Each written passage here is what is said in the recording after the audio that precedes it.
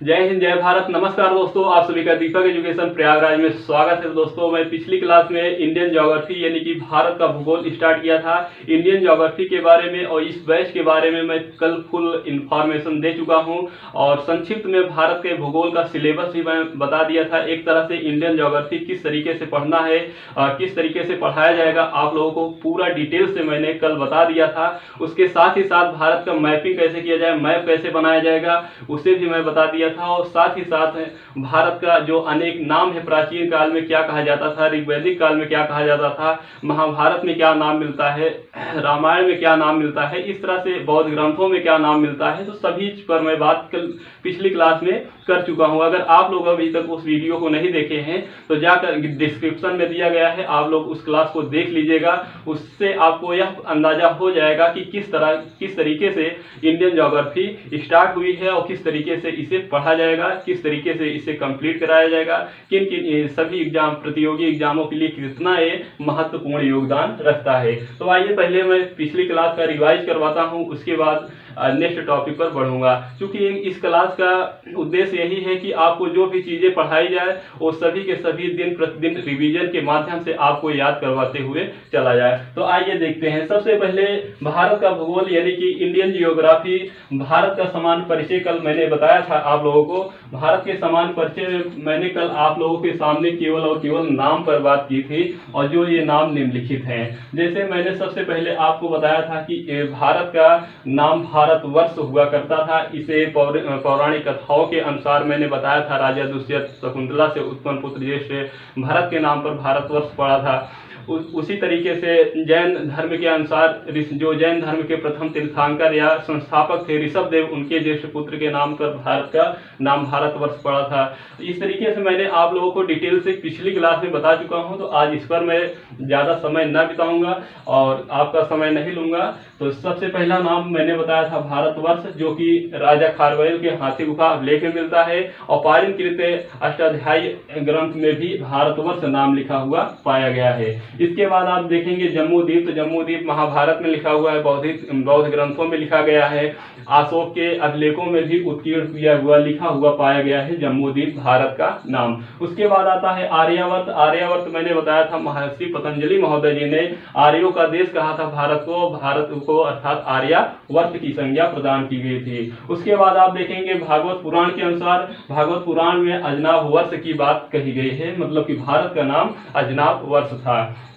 वहीं पर यूनानियों ने भारत को इंडिया कहकर पुकारा और ईरानियों ने भारत को हिंदुस्तान कहकर पुकारा और चीनी यात्रियों ने भारत को इंतु कहकर पुकारा। लेकिन अगर देखा जाए कि संवैधानिक रूप से किसे भारत का नाम या आधुनिक काल में भारत का नाम क्या कहा जाता है, तो वास्तव में इन सभी नाम को प्राचीन काल में कहा जाता था, प्राचीन ग्रंथों में मिलता है। लेकिन प्रेजेंट टाइम पे आप दो तीन नामों से जानते होंगे, जैसे भारत हो गया, इंडिया हो गया, हिंदुस्तान हो गया, मुख्य रूप से तीन नामें प्रचलित हैं। लेकिन वहीं पर अगर संवैधानिक दर्जे की बात की जाए तो आर्टिकल 1 में कहा गया है भारत अर्थात इंडिया राज्यों का संघ होगा, यानी कि यूनियन होगा। भारत अर्थात इंडिया राज्यों का संघ यानी कि यूनियन होगा। ये बात आर्टिकल 1 यानी कि अनुच्छेद 1 में कही गई है। तो अगर आपसे पूछा जाए कि संवैधानिक दर्जा किन किन नामों को दिया गया है, तो पहला नाम तो आता है भारत, दूसरा नाम आता है इंडिया। मतलब संविधान के अनुसार आपको केवल दो ही नाम याद रखना है, कि पहला भारत आपको याद रखना है, दूसरा इंडिया। अगर आप अनुसूची 1 में देखेंगे तो अनुसूची 1 में भी भारत शब्द का नाम लिखा हुआ आपको मिलेगा। इसके अलावा अगर आप प्रस्तावना पढ़ते होंगे तो पहली ही लाइन में लिखा गया है, हम भारत के लोग भारत को संपूर्ण प्रभुत्व संपन्न समाजवादी। मतलब पहले ही लाइन में आपको 2 बार, प्रस्तावना में 2 बार भारत शब्द का उल्लेख किया गया है। तो इस तरह से आपको केवल इतना ही ध्यान में रखना है कि ये सब प्राचीन नाम है और इसमें भी अगर सबसे प्राचीन नाम पूछा जाए तो भारतवर्ष है। इसके अलावा आपको संवैधानिक रूप से अगर बताना हो कि भारत के कौन कौन से नाम उल्लेख किया गया है, संवैधानिक दर्जा दिया गया है, तो पहला दिया गया है भारत दिया गया है और दूसरा इंडिया। यही 2 नाम मात्र संविधान में आपको आर्टिकल 1 में मिलता है, अनुच्छेद 1 में मिलता है। तो आइए देखते हैं आज का नेक्स्ट टॉपिक स्टार्ट करते हैं भारत की स्थिति व विस्तार पर। आइए उस पर हम लोग डिटेल से देखेंगे। तो आप लोगों को इन नामों को याद रखना है, जैसे भारतवर्ष हो गया, जम्मू द्वीप हो गया, आर्यावर्त हो गया, अजनाभ वर्ष हो गया, इंडिया हो गया, हिंदुस्तान हो गया, इंतु हो गया, ये सब हिस्ट्री में हो सकता है आपसे प्रश्न पूछे मिलाकर कि मिलाने के लिए आपसे कह दे और उसमें आपको मिलान करने के लिए कह दे। तो आइए देखते हैं हम नेक्स्ट टॉपिक। तो नाम तो आपका क्लियर हो गया, नाम वाला टॉपिक आपका कंप्लीट हो गया, पिछली क्लास में मैंने बताया था, अभी रिवाइज भी करवा दिया। अब इसके नेक्स्ट टॉपिक देखेंगे भारत की स्थिति व विस्तार। तो भारत की हेडिंग आप लोग डाल लीजिएगा, भारत की स्थिति व विस्तार, भारत की स्थिति व विस्तार। लेकिन इस पर जाने से पहले मैं थोड़ा सा इंफॉर्मेशन देना चाहूँगा। जैसे भारत का कुल क्षेत्रफल कितना है, भारत का कुल क्षेत्रफल कितना है, ये प्रश्न पूछा जाता है। तो भारत का कुल क्षेत्रफल अगर पूछा जाए तो 32,87,263 वर्ग किलोमीटर है। कितना है? 32,87,263 वर्ग किलोमीटर है। अगर पूरे विश्व का अगर पूछा जाए कि कितना क्षेत्रफल है भारत का, तो पूरे विश्व की अगर बात की जाए तो 2.43% है। मतलब अगर पूरे विश्व की, पूरे पृथ्वी की अगर बात की जाए, पूरे विश्व की बात की जाए तो पूरे विश्व में जितने भी भूभाग है उसका 2.43% भारत के पास भूभाग है। ऐसे कुल क्षेत्रफल के रूप में अगर आप देखेंगे तो 32,87,263 वर्ग किलोमीटर है। इसके अलावा अगर आप देखेंगे इसका भारत का स्थान की, भारत की मतलब क्षेत्रफल के दृष्टि से कौन सा स्थान रखता है। जैसे पहले सबसे बड़ा देश कौन सा है? रूस है। उसके बाद दूसरा सबसे बड़ा देश है कनाडा है, तीसरा अमेरिका है, चौथा चाइना है, पांचवा ब्राजील है, छठा ऑस्ट्रेलिया है, सातवां भारत है। तो इसे भी आप लोग नोट कर लीजिएगा। तो सबसे पहले सबसे बड़ा कौन सा है? सबसे बड़ा रूस है, आप लोग नोट कर लीजिएगा। दूसरे नंबर पे अगर बात की जाए तो दूसरे नंबर पे कौन सा है? तो दूसरे नंबर पे है कनाडा। और तीसरे नंबर पे अगर बात की जाए तो तीसरे नंबर पे यूएसए है, संयुक्त राज्य अमेरिका है। और चौथे नंबर पे अगर बात की जाए तो चीन है, यानी कि चाइना है। पांचवें नंबर पे अगर बात की जाए तो ब्राजील है। कौन सा है? ब्राजील है। और छठवें नंबर पे अगर बात की जाए तो ऑस्ट्रेलिया है। कौन सा है? ऑस्ट्रेलिया है। और सातवें नंबर पे अगर बात की जाए तो सातवें नंबर पे भारत है। तो आप इस तरह से आपको हो सकता है ये मिलान करने के लिए दे सके, क्योंकि यहाँ पर देखिए, आप यहाँ पर देखेंगे तो कंफ्यूजन होगा। पहले तीसरे नंबर पर चाइना था क्षेत्रफल में, लेकिन प्रेजेंट टाइम पे तीसरे नंबर पे यूएसए है। तो आपसे अगर क्रम कभी भी पूछा जाए तो पूरे विश्व का सबसे बड़ा देश, पूरे विश्व का सबसे बड़ा देश रूस है, यानी कि रसिया है। जो अभी रसिया और यूक्रेन की लड़ाई हो रही, युद्ध हो रहा है, वही रूस, उसी रूस की बात की जा रही है। तो सबसे बड़ा पूरे विश्व में क्षेत्रफल के दृष्टि से रूस है। दूसरे नंबर पे कनाडा है। तीसरे नंबर पे अमेरिका है। चौथे नंबर पे चीन है। पांचवें नंबर पे ब्राजील है। छठे नंबर पे ऑस्ट्रेलिया है। और सातवें नंबर पे अपना भारत है। ये क्षेत्रफल की दृष्टि से देखा जाए। वहीं पर अगर जनसंख्या की दृष्टि से देखा जाए, जनसंख्या के दृष्टि से अगर देखा जाए तो भारत का स्थान चीन के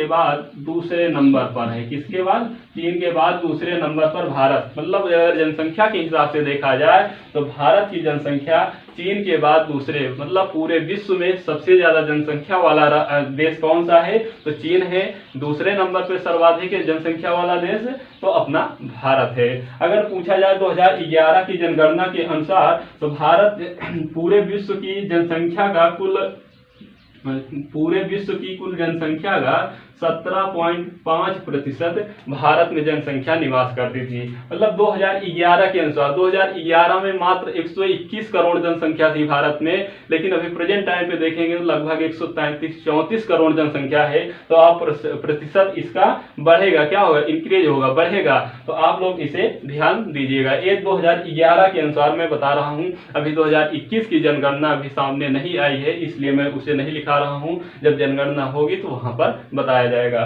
तो इस तरह से छोटी छोटी इंफॉर्मेशन थी, इसे मैंने आपको बता दिया कि आपको इतना याद रखना है कि भारत का कुल क्षेत्रफल कितना है, 32,87,263 वर्ग किलोमीटर है। और पूरे विश्व का अगर क्षेत्रफल के हिसाब से देखेंगे प्रतिशत में तो 2.43% है। अगर जनसंख्या में देखेंगे तो चाइना के बाद भारत का स्थान दूसरा है।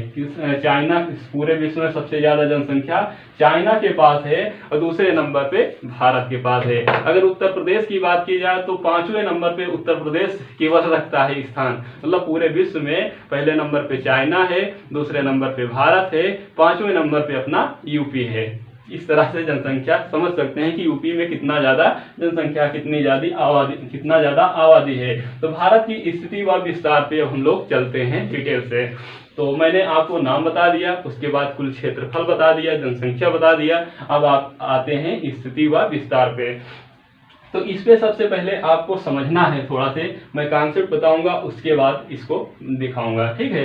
तो आइए सबसे पहले कॉन्सेप्ट समझते हैं। ये क्या है, ये पूरी पृथ्वी है जिसे ग्लोब के नाम से भी जाना जाता है। तो ये क्या है, पृथ्वी है भाई, या इसी को ग्लोब कहा जाता है, ठीक। ये क्या है, ये ग्लोब है, ये ग्लोब है। ग्लोब में आप देखेंगे तो इस तरीके से जो क्षैतिज लाइन खींची गई है, क्या खींची गई हैं, कुछ क्षैतिज लाइन आप देखेंगे ग्लोब में खींचे गए हैं।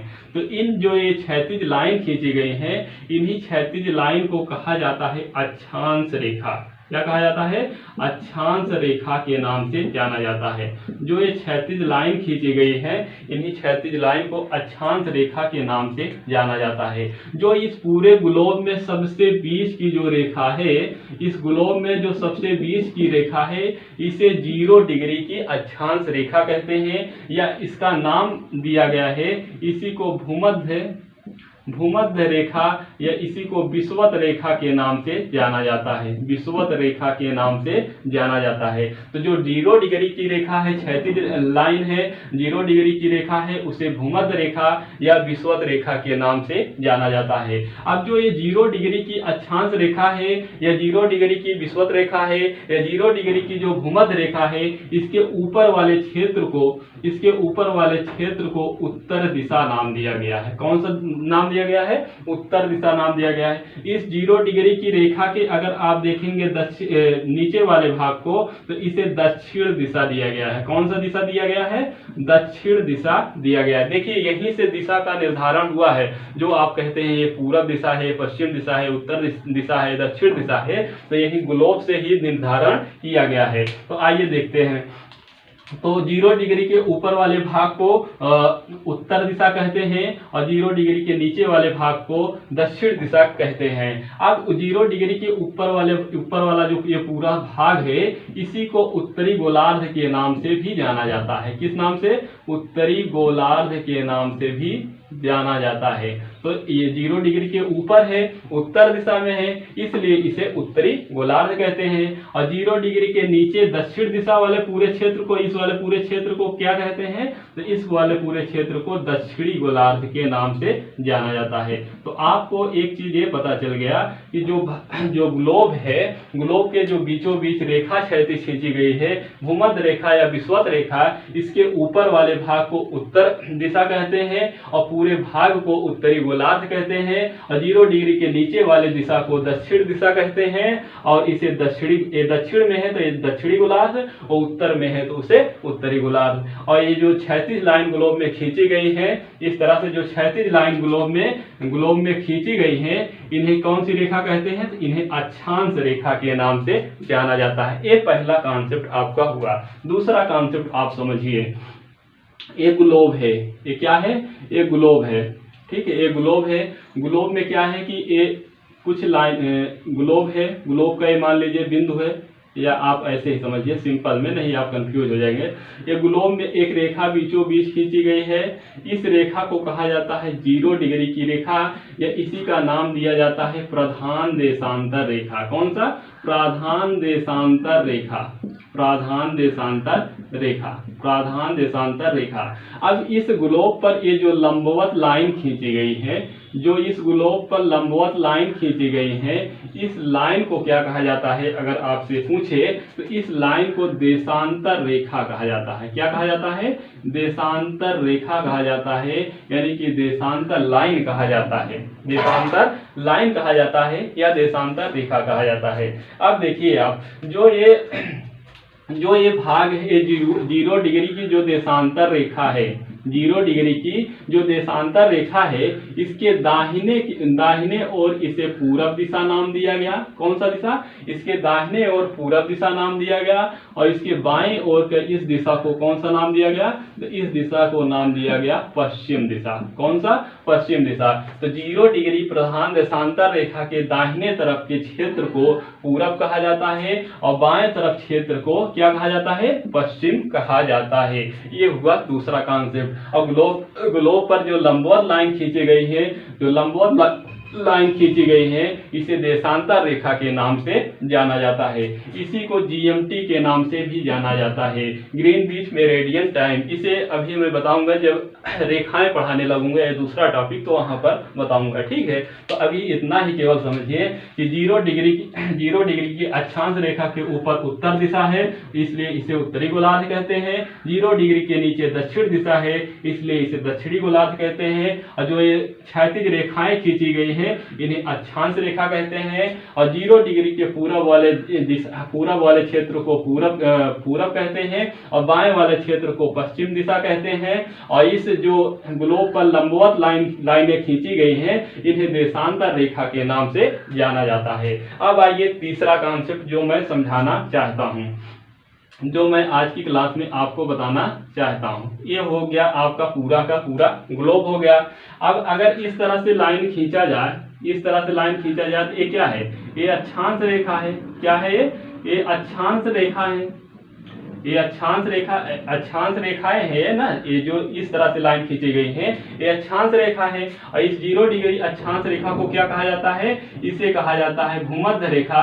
इसे कहा जाता है भूमध्य रेखा, या इसी को कहा जाता है विषुवत रेखा के नाम से जाना जाता है। भूमध्य रेखा या विषुवत रेखा के नाम से जाना जाता है। अब आएंगे आप दूसरी ओर।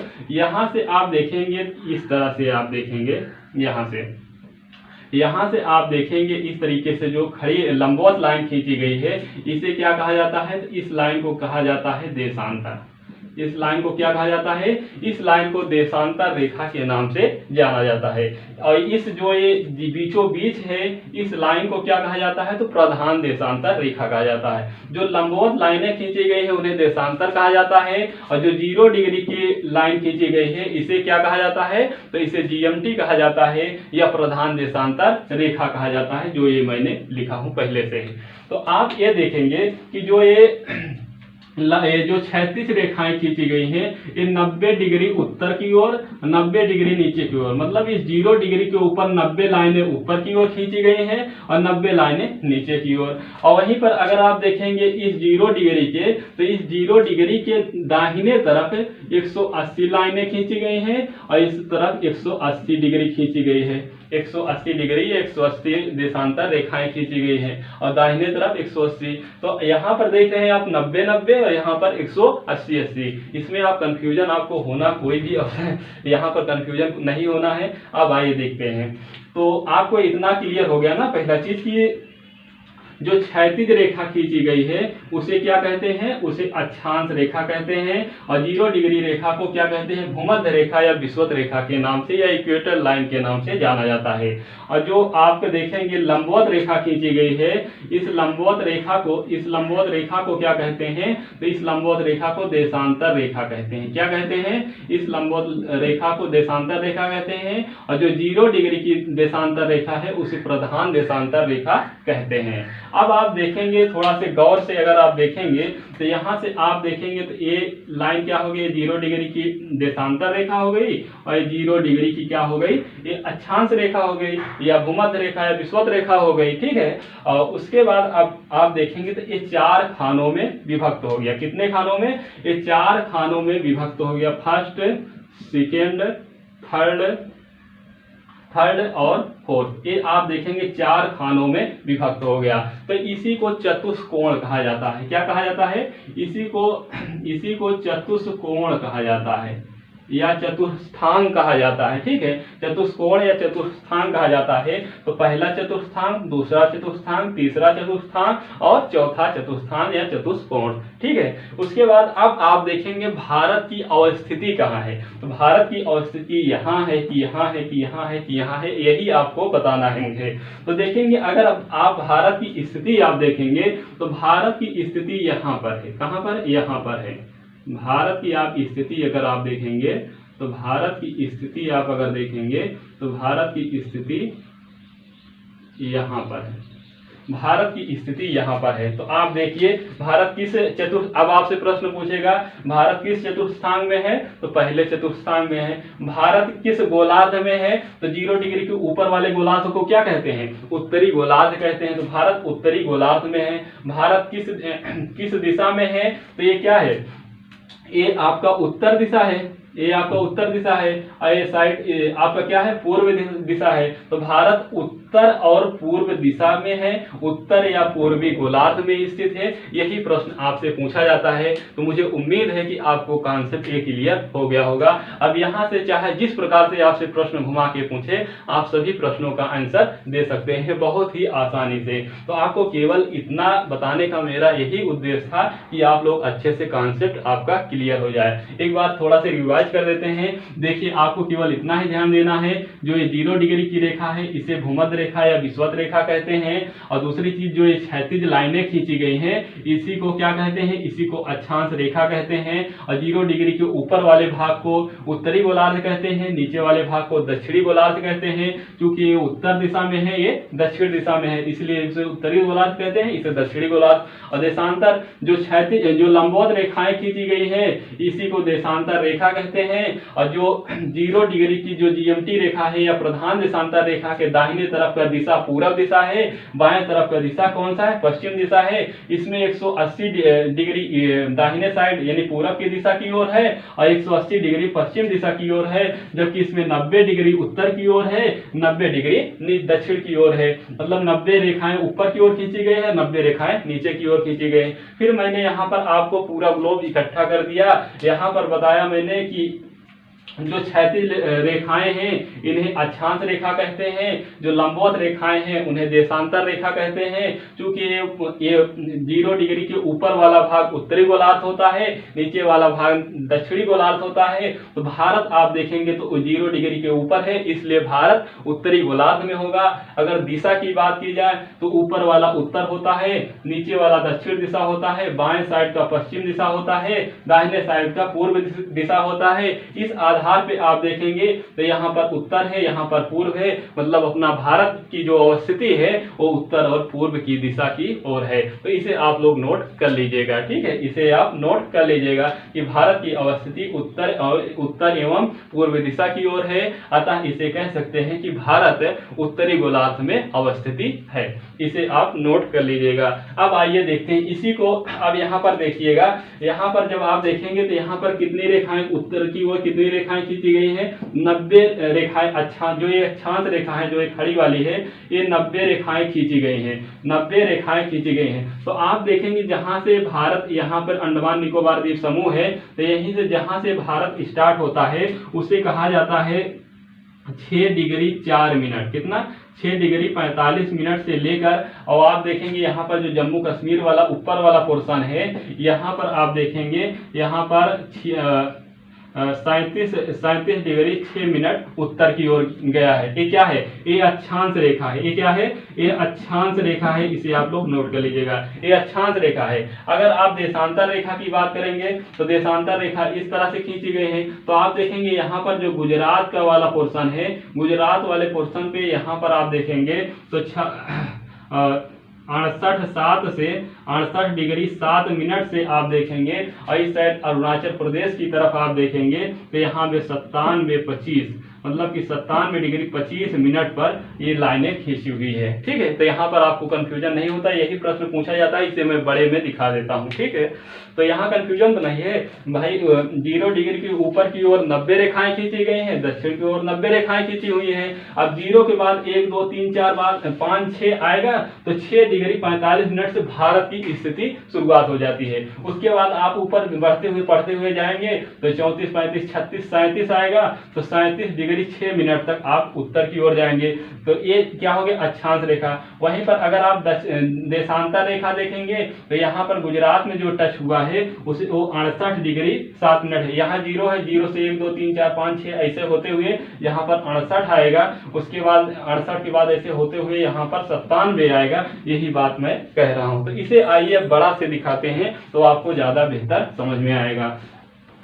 मुझे उम्मीद है कि आप लोगों को कॉन्सेप्ट आपका क्लियर हो गया होगा, समझ में आ गया होगा। अब आइए देखते हैं, अक्षांश देशांतर रेखा में आपको कंफ्यूज नहीं होना है, केवल इतना ही ध्यान रखना है कि जो लंबवत जो क्षैतिज रेखा खींची गई है, जो क्षैतिज रेखा खींची गई है यानी कि बेड़ी रेखा जो खींची गई है उसे अक्षांश रेखा कहते हैं, और जो लंबवत रेखा खींची हुई है यानी कि खड़ी रेखा खींची गई है उसे देशांतर रेखा के नाम से जाना जाता है। उसे किस रेखा के नाम से जाना जाता है, देशांतर रेखा के नाम से जाना जाता है। ठीक है, तो आइए देखते हैं इसको बड़ा से। पहले सबसे पहले आप लोग भारत का मैप बनाइएगा, उसके बाद यहाँ पर हम डिटेल से बताते हैं।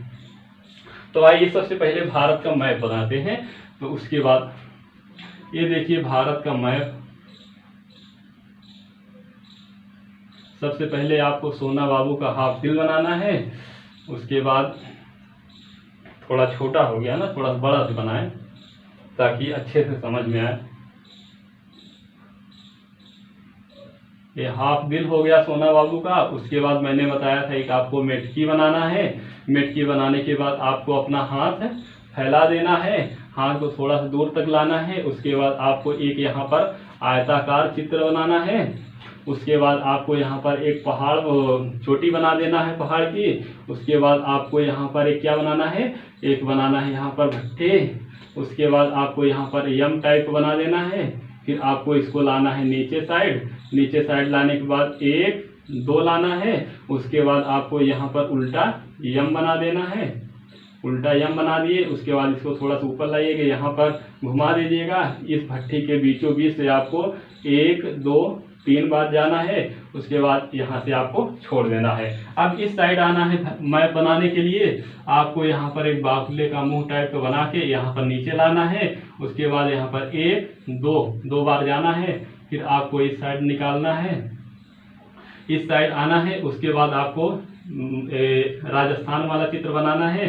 फिर उसके बाद आपको गुजरात वाला चित्र बनाना है। फिर आपको इस तरह से बना के आपको नीचे ले आना है, आपको नीचे ले आना है। उसके बाद आप देखेंगे इसको आपको घुमा देना है और यहाँ पर लाके जोड़ देना। ये आपका भारत का मैप बनकर तैयार होगा। अब आइए देखते हैं। देखिए यहाँ पर मान लीजिए सबसे पहले क्षैतिज रेखा पर मैं बात करूंगा। यहाँ पर विस्तार में आप देखेंगे तो यहाँ पर अक्षांश, यहाँ पर देखेंगे तो यहाँ पर किस अक्षांश और देशांतर की बात की जाएगी। ठीक है, अक्षांश और देशांतर की बात की जाएगी। तो देखिए सबसे पहले एकदम नीचे की लाइन अगर आप देखेंगे तो एकदम की जो नीचे की लाइन है इसे आप मान लीजिए, इस लाइन को आप मान लीजिए ये 0 डिग्री की है। कितने की है, 0 डिग्री। इसी को आप क्या कहते हैं, इसी को आप 0 डिग्री की है, इसी को आप क्या कहते हैं, इसी को आप भूमध्य रेखा कहते हैं या तो विषुवत रेखा कहते हैं। ये कौन सी रेखा है, ये भूमध्य रेखा, भूमध्य या विषुवत रेखा है। कौन सी रेखा है, भूमध्य या विषुवत रेखा है। ठीक है, भूमध्य या विषुवत रेखा है, ये 0 डिग्री की है। उसके बाद जब आप बढ़ेंगे तो यहाँ पर अंडमान निकोबार द्वीप समूह बना लीजिएगा। ठीक है, यहाँ पर अंडमान निकोबार द्वीप समूह बना लीजिएगा। उसके बाद आप देखेंगे यहाँ पर जब 1 2 3 4 5 6 ऐसे होते हुए आएंगे तो एक 6 डिग्री की आएगी। कौन सी आएगी, एक 6 डिग्री की रेखा आएगी। कौन सी आएगी, 6 डिग्री की रेखा आएगी। तो यहाँ पर देखिए 6 डिग्री की रेखा पर एक बिंदु मिलता है। अंडमान निकोबार का एक ग्रेट निकोबार द्वीप समूह है। कौन सा है, एक ग्रेट निकोबार है। कौन है, ग्रेट निकोबार है। कौन सा बार है? ग्रेट निकोबार है। पहला चीज, जहां पर यह रेखा मिल रही है कितने डिग्री की रेखा है? ये 6 डिग्री 4-5 मिनट, 6 डिग्री 45 मिनट की ये रेखा है। 6 डिग्री 45 मिनट पे जो ये बिंदु मिल रहा है, इस बिंदु को कहा जाता है इंदिरा पॉइंट। क्या कहा जाता है? इस बिंदु को कहा जाता है इंदिरा पॉइंट कहा जाता है। क्या कहा जाता है? इंदिरा पॉइंट, या इसी को एक और नाम दिया जाता है पिग्मेलियन पॉइंट। कौन सा? Pygmalion point. पिग्मेलियन पॉइंट के नाम से भी जाना जाता है। तो इस बिंदु को इंदिरा पॉइंट या पिग्मेलियन पॉइंट के नाम से जाना जाता है। ये 6 डिग्री 45 मिनट पर एक पहली रेखा भारत की यहीं से शुरुआत होती है। अगर भारत को पूछे बिल्कुल दक्षिणतम बिंदु कौन सा है, दक्षिणतम छोर कौन सा है, तो यही इंदिरा पॉइंट है या पिग्मेलियन पॉइंट है। आपको क्लियर हो गया? अब आइए देखते हैं, दूसरी रेखा खींचते हैं। दूसरी रेखा कुछ इस प्रकार से आएगी और यहाँ पर आएगी, ठीक है, यहाँ पर आएगी। तो आप देखेंगे इस वाले भाग को, आप देखेंगे यहाँ पर टच हो रही है ना रेखा। ये कौन सा? ये अरुणाचल, ये तमिलनाडु है। कौन सा है? राज्य है। तो ये राज्य है भैया, एक तमिलनाडु है। कौन सा है? तमिलनाडु है। तमिलनाडु स्टेट है, ठीक है, तमिलनाडु राज्य है। तो यहाँ पर आप देखेंगे, यहाँ पर जो रेखा मिल रही है, इस रेखा को कहा जाता है 8 डिग्री 4 मिनट। कितना? 8 डिग्री 4 मिनट इस रेखा को कहा जाता है। इस रेखा को कहा जाता है। और जिस बिंदु पर ये रेखा मिल रही है, इसे कहा जाता है कन्याकुमारी। क्या कहा जाता है? कन्याकुमारी। कन्याकुमारी। यहाँ पर बहुत कंफ्यूजन होता है, इसलिए मैं एकदम बिल्कुल शुरुआत से चल रहा हूँ कि सबसे नीचे आप विषुवत रेखा मानिए, विषुवत रेखा से आप थोड़ा से ऊपर जाएंगे, यहीं पर मैं बात कर रहा हूँ। देखिए एक ग्लोब मैंने बनाया था, यहाँ पर बीचों बीच विषुवत रेखा है, ये बीचों बीच ये 0 डिग्री की देशांतर रेखा है, 0 डिग्री विषुवत रेखा है। भारत यहीं पर अवस्थित है। तो 0 डिग्री से आप जैसे जैसे ऊपर जाएंगे 1 2 3 4 बढ़ता हुआ जाएगा और लास्ट 90 तक, यहाँ पर 90 बिंदु तक पहुंचेगा। तो इसी प्रकार से 1 2 3 4 5 6 पे कौन सा है? इंदिरा पॉइंट या पिग्मेलियन पॉइंट है। ये भारत का दक्षिणतम बिंदु है। उसके ऊपर आप आएंगे तो यहाँ पर कौन सा है? ये कन्याकुमारी है। 8 डिग्री 4 मिनट पे कन्याकुमारी है। उसके बाद अब आप और आगे बढ़ते हुए जाएंगे तो यहीं पर आपको एक रेखा मिलेगी जिसे 23.5 डिग्री की रेखा कहते हैं। क्या कहते हैं? 23.5 डिग्री की रेखा कहते हैं, या इसी को कर्क रेखा के नाम से भी जाना जाता है। कौन सी रेखा? इसी को कर्क रेखा के नाम से भी जाना जाता है। उसके बाद 23 के बाद ऐसे आप बढ़ते हुए चले जाएंगे तो यहाँ पर जो लास्ट एकदम बिंदु आपको मिलेगा, बिल्कुल लास्ट बिंदु आपको जो मिलेगा, इस बिंदु पर एक लाइन खींची गई है, एक रेखा खींची गई है। इस बिंदु को, इस रेखा को, ये रेखा 376 यानी कि 37 डिग्री 6 मिनट पर ये रेखा मिलती है। कहाँ पर? जम्मू कश्मीर के, लद्दाख के बिल्कुल एकदम उत्तर में। ये भारत का एक उत्तरतम बिंदु है। और इस बिंदु को क्या कहा जाता है? तो इस बिंदु को कहा जाता है इंदिरा काल। क्या कहा जाता है? इस बिंदु को कहा जाता है इंदिरा काल के नाम से जाना जाता है। तो आपको मैंने अभी तक केवल 3 बिंदु बताया कि सबसे दक्षिणतम बिंदु कौन सा है? तो इंदिरा पॉइंट है, और सबसे उत्तरतम बिंदु इंदिरा काल है। और इस भारत के मुख्य भूमि का सबसे दक्षिणतम बिंदु क्या है? तो कन्याकुमारी है। इसी प्रकार से प्रश्न पूछेगा, भारत का अगर पूछे दक्षिणतम बिंदु तो इंदिरा पॉइंट होगा। भारत के मुख्य भूमि का दक्षिणतम बिंदु पूछे तो यहाँ पर कन्याकुमारी होगा। और अगर उत्तरतम बिंदु पूछे तो इंदिरा काल होगा। ठीक है, इंदिरा काल होगा। और इसके अलावा ये पूछ सकता है अक्षांश, तो 6 डिग्री 45 मिनट अक्षांश कौन सा है? इंदिरा पॉइंट है। और 6 डिग्री 4 मिनट अक्षांश कौन सा है? कन्याकुमारी है। और 37 डिग्री 6 मिनट पर इंदिरा काल है। अब आइए, ये तो हो गई क्षैतिज रेखा यानी कि अक्षांश रेखा की बात हो गई। कौन सी? अक्षांश रेखा की मैंने बात कर दी। अब आइए देशांतर रेखा पर देखते हैं। तो देशांतर रेखा पे आप देखेंगे, देशांतर रेखा पे आप अगर देखेंगे तो यहाँ पर एक रेखा देखिए, अब देशांतर रेखा को भी थोड़ा सा समझ लीजिए। ये मान लीजिए 0 डिग्री की रेखा है। क्या है? ये 0 डिग्री की रेखा है। 0 डिग्री की रेखा है। उसके बाद आप पढ़ते हुए जाएंगे 1 2 3 4 5 6 7 ऐसे पढ़ते हुए जाएंगे तो आपको मिले एक रेखा मिलेगी आपको यहीं पर। एक रेखा आपको यहाँ पर देखिए भारत की इस बिंदु से मिलेगी। इस रेखा को क्या कहेंगे? तो ये 68 डिग्री 7 मिनट, 68 डिग्री 7 मिनट पर एक रेखा मिलती है। और इस बिंदु को क्या कहा जाता है? एक प्रश्न पूछता है। तो इस बिंदु को कहते हैं गौर माता। क्या कहते हैं? गौर माता वैसे लिखा रहता है किताब वगैरह में, लेकिन आपको गौर माता ही याद रखना है। मतलब कि भारत का एकदम पश्चिमोत्तर बिंदु अगर पूछा जाए तो गौर माता है। क्या है? गौर माता है या गौर माता है, वो एक ही बात है। यहाँ पर आपको कंफ्यूजन नहीं होना है। इसी को एक और नाम दिया जाता है, राजहिर नाम से भी जाना जाता है। तो गाय माता से आपको याद रखना है पश्चिमतम बिंदु। क्या? गाय माता। गौर माता आपको नहीं याद रहता है तो आप गाय माता याद कर लीजिएगा कि भारत का जो एकदम पश्चिम वाला छोर है, जो पश्चिम वाला बिंदु है, वो कौन सा है? गाय माता। भारत में गाय माता, गाय को क्या माना जाता है? माता माना जाता है। तो गाय माता एकदम पश्चिम वाले बिंदु को कहा जाता है। उसके बाद आप जाएंगे इसी प्रकार से। क्या है? इसी प्रकार से रेखाएं खींचते हुए आप जाएंगे तो यहाँ पर एक रेखा खींची गई है 82.5 डिग्री की। कितने की?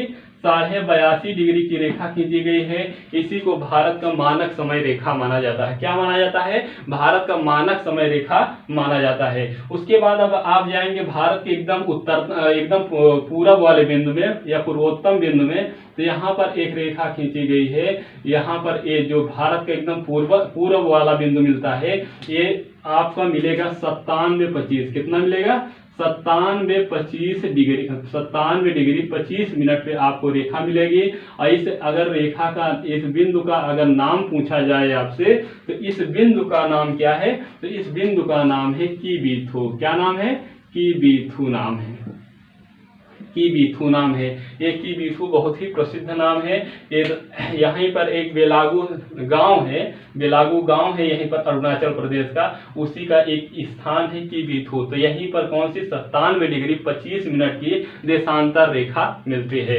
तो आपको एक चीज मैंने अभी बताया, क्लियर हो गया। एक पॉइंट आपका कॉन्सेप्ट आपका क्लियर हो गया कि भारत का चाहे उत्तर वाला बिंदु पूछे, चाहे दक्षिण वाला पूछे, चाहे पूरब वाला पूछे, चाहे पश्चिम वाला पूछे, आप लोग आंसर फटाफट लगाना है। अगर आपसे पूछे भारत का उत्तरतम बिंदु कौन सा है तो इंदिरा काल है। कितने अक्षांश पे है? तो 37 डिग्री 6 मिनट पे है।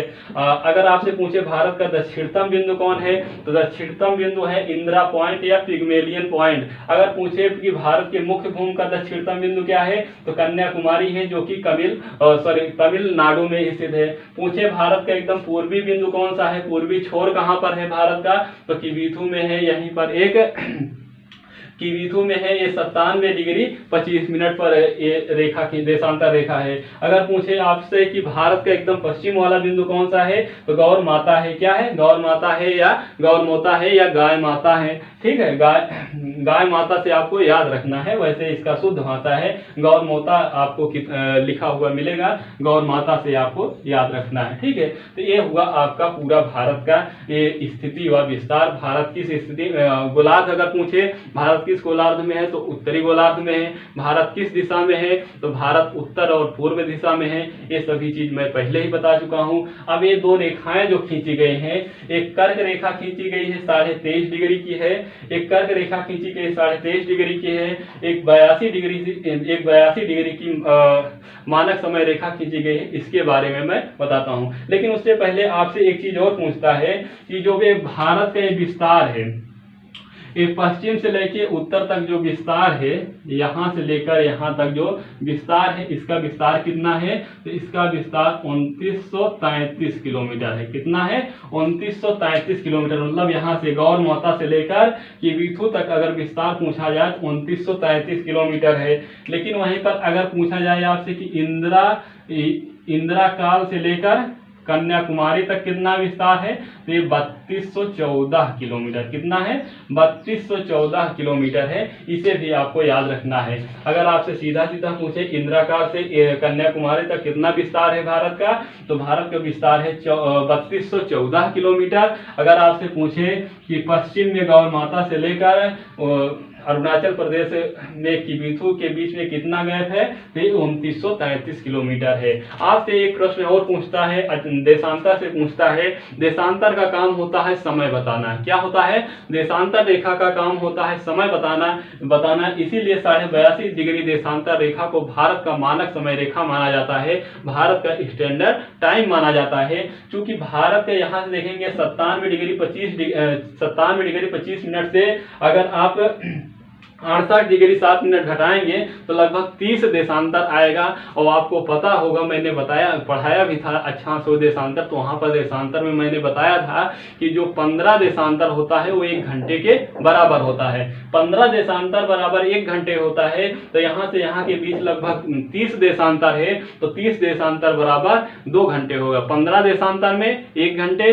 तो 30 देशांतर में 2 घंटे। तो इस तरह से आप देखेंगे तो यहाँ से और यहाँ के समय में 2 घंटे का अंतर होगा। अगर एग्जाम्पल के तौर पे देखा जाए तो मान लीजिए यहाँ पर किबिथु है, ये किबिथु है, ये कौन सा राज्य है, तो ये अरुणाचल प्रदेश है। क्या है, अरुणाचल प्रदेश ये राज्य है, अरुणाचल प्रदेश ये राज्य है। और ये कौन सा राज्य है, ये गुजरात है। कौन सा राज्य है, ये गुजरात है। अगर आपसे पूछा जाए प्रश्न कि अरुणाचल प्रदेश में मान लीजिए सूर्योदय 4 बजे होता है, अरुणाचल प्रदेश में मान लीजिए सूर्योदय 4 बजे होता है, तो गुजरात में सूर्योदय कितने बजे होगा, तो गुजरात में 2 घंटे समय कम हो जाएगा। तो 2 घंटे का समय कम हो, यहाँ पर 4 बजे सूर्योदय हो रहा है, तो यहाँ पर कितने बजे होगा, 6 बजे होगा। कितने बजे, 6 बजे। चूंकि यहाँ पर 2 घंटे का अंतर है, यहाँ पर आपको कंफ्यूज नहीं होना है। अगर आपको डिटेल में पढ़ना है तो आप जाएंगे वर्ल्ड ज्योग्राफी में,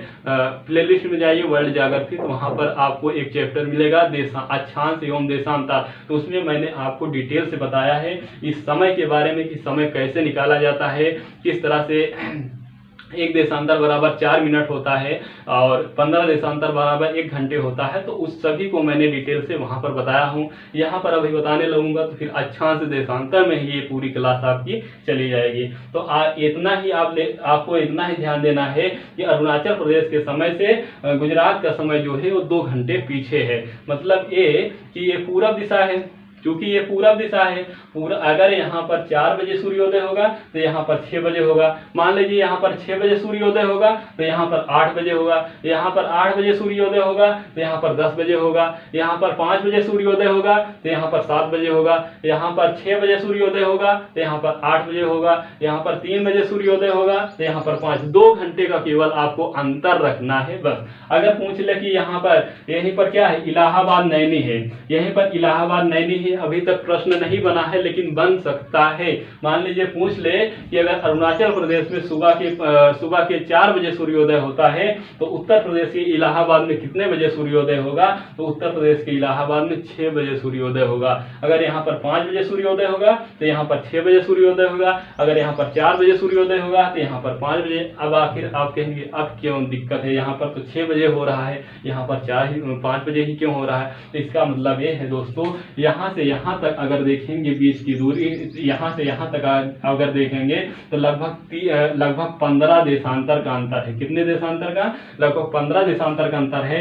और यहाँ से यहाँ के बीच दूरी अगर आप देखेंगे तो 15 देशांतर का अंतर है। और 15 देशांतर बराबर 1 घंटा होता है, क्योंकि यहाँ से यहाँ 1 ही घंटा हो रहा है और यहाँ से यहाँ 2 घंटे हो रहा है, इसलिए यहाँ पर 2 घंटे जोड़ा जा रहा है, यहाँ पर 1 ही घंटे। ठीक है, तो यहाँ पर आपको बिल्कुल भी कंफ्यूजन नहीं होना है। अगर अक्षांश देशांतर वाला आप चैप्टर पढ़ना चाहते हैं तो आप प्ले लिस्ट में जाकर अक्षांश देशांतर वर्ल्ड ज्योग्राफी में मैं पढ़ाया था। तो आइए देखते हैं इसके आगे कर्क रेखा के बारे में और विषुवत रेखा के बारे में। आइए देखते हैं, वहां पर आपको डिटेल से बताते हैं कर्क रेखा पर कौन से राज्य स्थित हैं और कर्क रेखा पर कौन कौन से राज्य स्थित हैं, कौन कौन से शहर हैं, और उसके अलावा जो मानक समय रेखा है उस पर कौन कौन से राज्य हैं, कौन कौन से शहर उसके बगल में स्थित हैं। तो यहाँ से भी प्रश्न बन सकता है, यहाँ से प्रश्न पूछेगा। ठीक है, और पूछा भी जा चुका है। समय की अगर बात की जाए, थोड़ा सा अगर मैं बताना चाहूँ,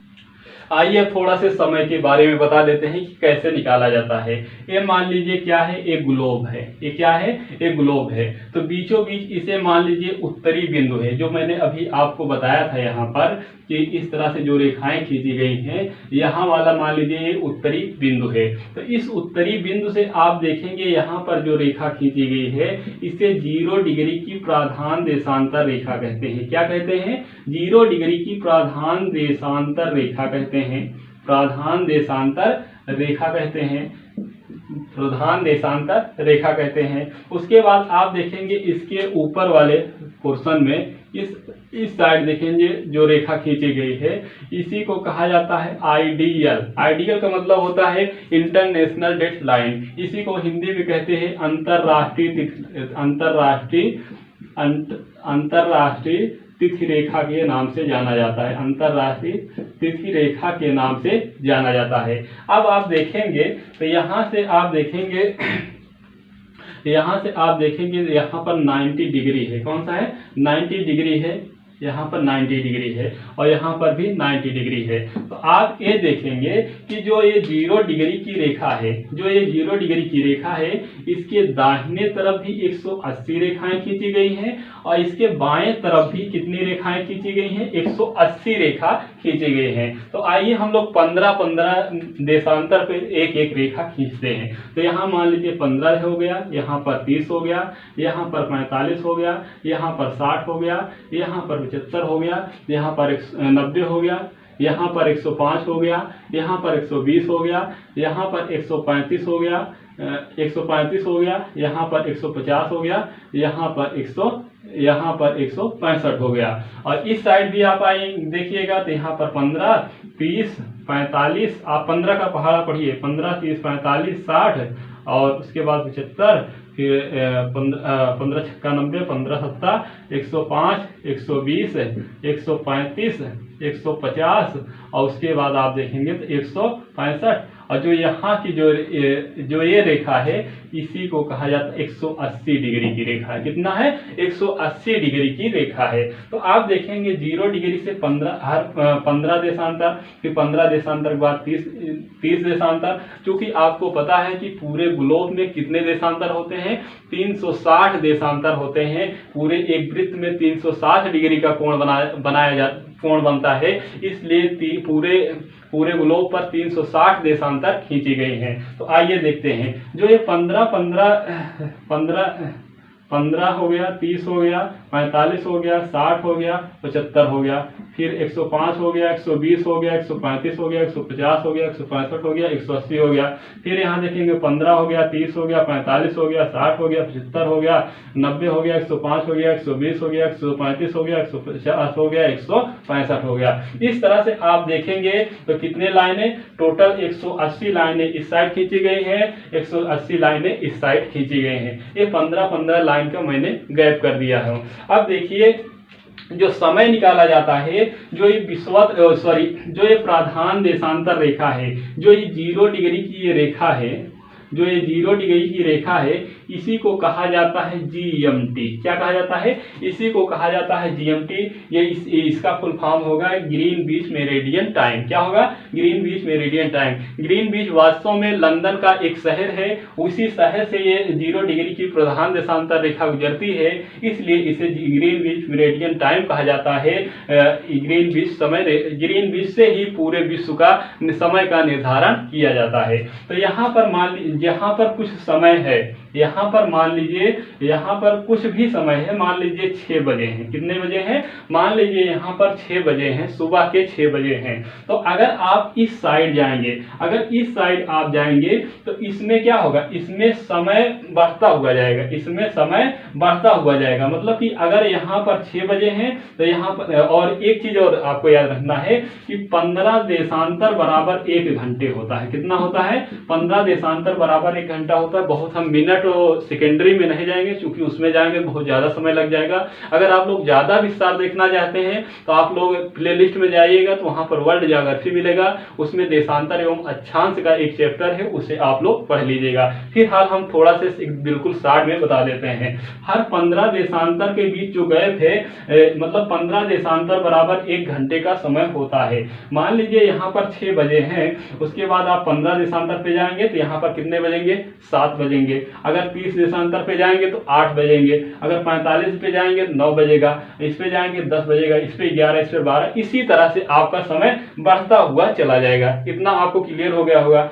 लेकिन यहीं पर आप जब देखेंगे इसके 0 डिग्री के आप पश्चिम दिशा में जाएंगे, ये पश्चिम दिशा है, ये पश्चिम दिशा है ना, अगर आप पश्चिम दिशा में जाएंगे तो इस समय में कटौती करते हुए आप जाएंगे। जैसे यहाँ पर 0 डिग्री मान लीजिए 6 बजा है, तो यहाँ पर अगर आप 15 देशांतर पे आएंगे तो यहाँ पर क्या हो जाएगा? यहाँ पर 6 के बाद 7 नहीं बजेगा, बल्कि यहाँ पर 5 होगा, 30 पर 4 होगा, 45 पे 3 होगा, यहाँ पर 2 होगा, यहाँ पर 1 होगा, यहाँ पर 0 यानी कि 12 बज जाएगा। ठीक है, 12 बज जाएगा। तो इस तरह से यहाँ पर समय का निर्धारण किया जाता है 0 डिग्री की GMT रेखा से, प्रधान देशांतर रेखा से ही पूरे विश्व का समय निर्धारित किया जाता है। वहीं पर अगर आप देखेंगे तो यहीं पर क्या है? 82.5 डिग्री आप यहीं पर देखेंगे तो अपने भारत का समय है। किसका है? अपने भारत का समय 82.5 डिग्री है, और 82.5 डिग्री की रेखा है, और इसी से 82.5 डिग्री से पूरे भारत का समय निर्धारित किया जाता है। और आप अगर देखेंगे तो यहाँ से 0 से 15 1 घंटे हो गया, 15 से 30 2 घंटे हो गया, 30 से 45 3 घंटे हो गया, 45 से 60 4 घंटे हो गया, 60 से 75 5 घंटे हो गया, और 75 और 90 के बीचों बीच बिल्कुल 82.5 है, इसलिए ये आधे घंटे का अंतर हुआ। इस तरह से आप देखेंगे कि जो भारत का समय है ये ग्रीन बीच है, भारत का समय ग्रीन बीच से, कहां से? ग्रीन बीच से कितने घंटे आगे है? तो 5.5 घंटे, 5.5 घंटे क्या है? भारत का समय आगे है, 5.5 घंटा भारत का समय आगे है। आपको ये बातें आपको यहाँ से बिल्कुल स्पष्ट में क्लियर हो गए होंगे, क्योंकि भारत क्या है? पूरब की ओर है, भारत पूरब की ओर है, पूरब उत्तर की ओर है, इसलिए क्या है? भारत पूर्वी गोलार्ध में, उत्तरी गोलार्ध में है, इसलिए भारत के समय में क्या होते हैं? बढ़ोतरी होती है, मतलब आगे है। लेकिन यहीं पर अगर आप देखेंगे 90 डिग्री पे क्या है? न्यूयॉर्क है, अमेरिका का एक शहर है न्यूयॉर्क है। मान लीजिए यहाँ पर सुबह के 6 बजे हैं, तो अमेरिका के न्यूयॉर्क में कितना बजे होंगे? तो रात के 12 बजे होंगे। क्यों? क्योंकि यहाँ से 0 से 1 घंटे हो गए, 15 से 30 2, यहाँ देखिए 1 घंटे 2 घंटे 3 4 5 6 घंटे क्या है? 6 घंटे समय इसका न्यूयॉर्क का समय 6 घंटे पीछे है, मतलब अमेरिका का 6 घंटे समय पीछे है। अगर यहीं पर 90 डिग्री देखेंगे तो यहाँ पर बांग्लादेश है। क्या है? बांग्लादेश है। अगर बांग्लादेश का समय देखा जाए ग्रीन बीच से तो कितना आगे होगा? 1 घंटे 2 घंटे 3 4 5 6 घंटे बांग्लादेश का समय आगे होगा। कहां से? ग्रीन बीच से 6 घंटा समय आगे होगा, यानी कि लंदन से 6 घंटे समय आगे होगा। तो समय का निर्धारण इसी तरीके से किया जाता है। आपको अक्षांश पता रहेगा तभी आप समय निकाल पाएंगे। वो अक्षांश देशांतर आपको पता रहेगा तभी, मतलब किस देशांतर पे कौन सा देश है, ये चीज आपको पता रहेगा तभी आप समय निकाल सकते हैं। ये चीजें मैंने आपको विस्तार में वर्ल्ड ज्योग्राफी में बताया था, वहां पर से जाके आप लोग पढ़ सकते हैं। तो ये मोटा मोटा आपका कॉन्सेप्ट हुआ कि एक 15 देशांतर के बीच का जो अंतर होता है 1 घंटे का होता है। इसीलिए यहाँ से आप देखेंगे तो यहाँ से अगर आप देखेंगे तो यहाँ से 1 घंटे 2 घंटे 3 घंटे 4 घंटे 5 घंटे, उसके बाद 90 और 75 के बीच में 82.5 है, इसलिए यहाँ पर आधे घंटे होगा। तो इसीलिए ग्रीन बीच के समय से भारत का समय 5.5 घंटे, कितना? 5.5 घंटे आगे है। तो ये बातें आपको समझ में आ गए होंगे। अब आइए देखते हैं कर्क रेखा और जो भारत का समय रेखा है उस पर आइए हम लोग बात करते हैं। लेकिन उसके लिए आपको सबसे पहले मैप बनाना पड़ेगा।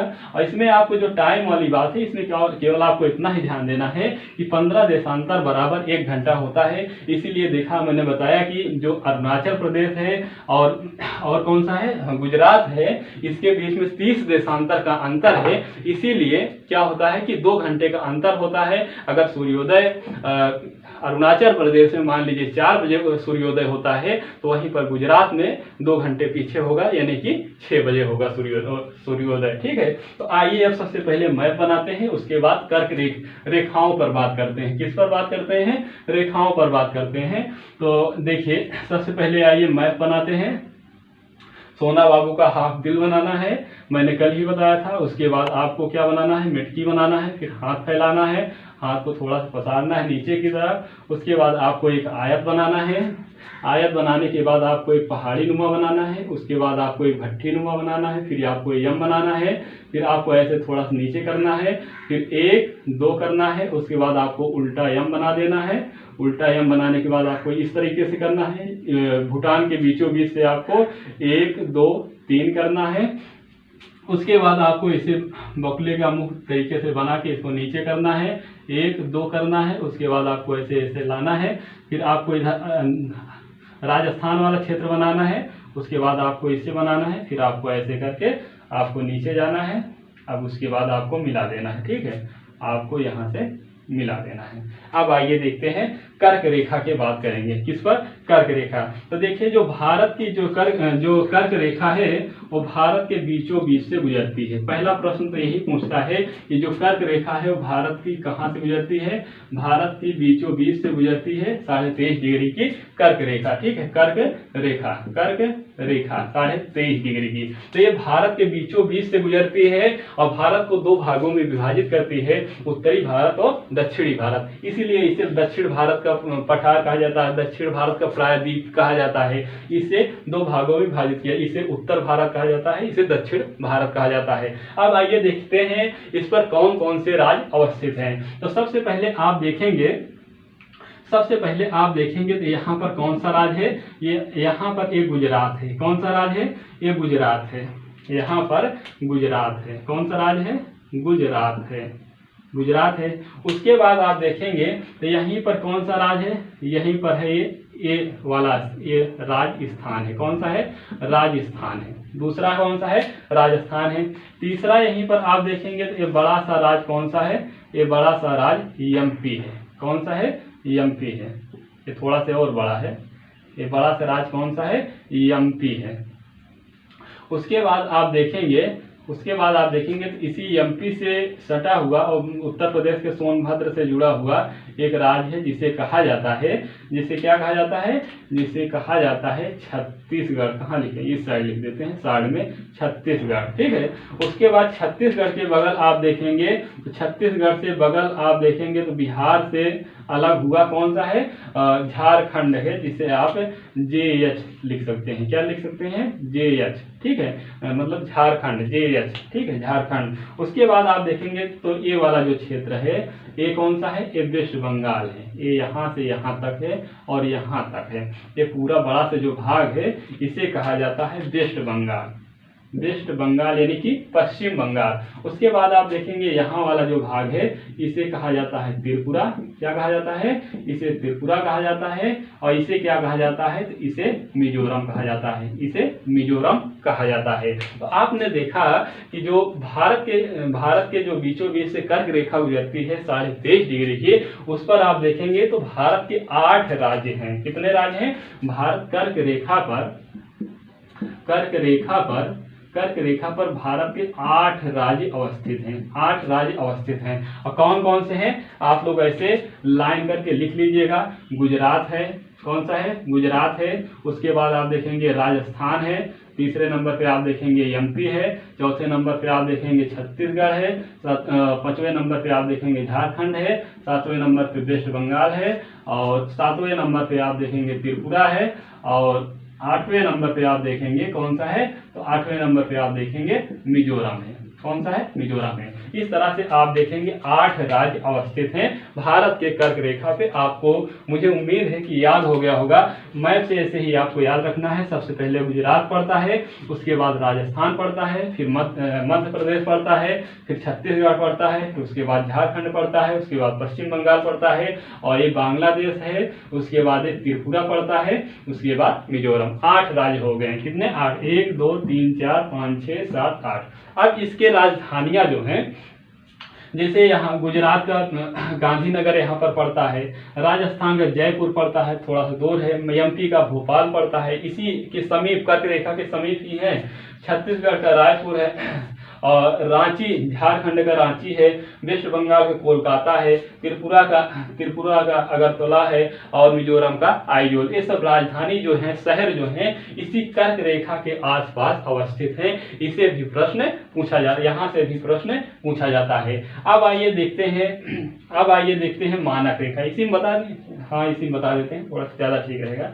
अब आइए मानक रेखा देखते हैं। कौन सा? मानक समय रेखा। तो मानक समय रेखा आप देखेंगे तो कुछ इस तरीके से गुजरी हुई है, कुछ इस तरीके से गुजरी हुई है। तो आप देखेंगे यहाँ पर तो कुछ इस तरीके से गुजरी हुई है, ठीक है। एमपी से होते हुए छत्तीसगढ़ जाती है, और यहाँ यहीं पर क्या है, यहीं पर अपना उत्तर प्रदेश है, यहीं पर अपना उत्तर प्रदेश है, ठीक है, उत्तर प्रदेश है। तो उत्तर प्रदेश से होते हुए जाती है, ठीक है, उत्तर प्रदेश से इधर एक छत्तीसगढ़ है, छत्तीसगढ़ एमपी से भी होते हुए जाती है। तो आप देखेंगे, और उसके बाद यहाँ देखेंगे तो दो राज्य और है। एक यहाँ पर देखेंगे आप तो क्या है, ये ओडिशा है, और ये वाला पूरा का पूरा क्या है, आंध्र प्रदेश है। ये कौन सा राज्य है? तो ये राज्य है ओडिशा, ओडिशा है। और ये कौन सा है? तो ये आंध्र प्रदेश है। कौन सा है? आंध्रा यानी कि आंध्र प्रदेश है। तो आप देखिए मानक समय रेखा अगर पूछे, आप हेडिंग डाल लीजिएगा मानक समय रेखा। कौन सा? मानक समय रेखा। मानक समय आप रेखा को देखेंगे, हेडिंग डालेंगे तो इसमें मानक समय रेखा में 5 राज्य है। कौन कौन से हैं? यूपी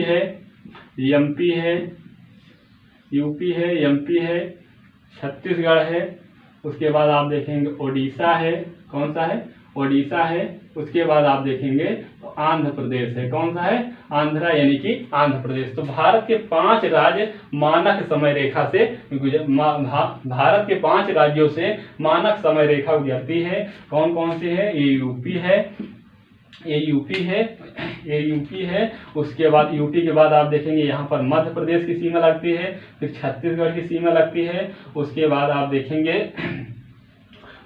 देखेंगे ओडिशा है, और इधर कौन सा है? इधर आंध्र प्रदेश है। तो आप देख रहे हैं छत्तीसगढ़ है और मध्य प्रदेश 2 मात्र ऐसे राज्य हैं जिनसे कर्क रेखा भी गुजरी है, और कौन सी? मानक समय रेखा भी गुजरी है। तो ये प्रश्न आपसे नया पूछ सकता है कि भारत के वह कौन कौन से राज्य हैं जिनसे कर्क रेखा और भारत का मानक समय रेखा दोनों गुजरी हैं। तो आंसर होगा एमपी और छत्तीसगढ़ होगा। इसे भी आपको याद रखना है। इलाहाबाद के नैनी से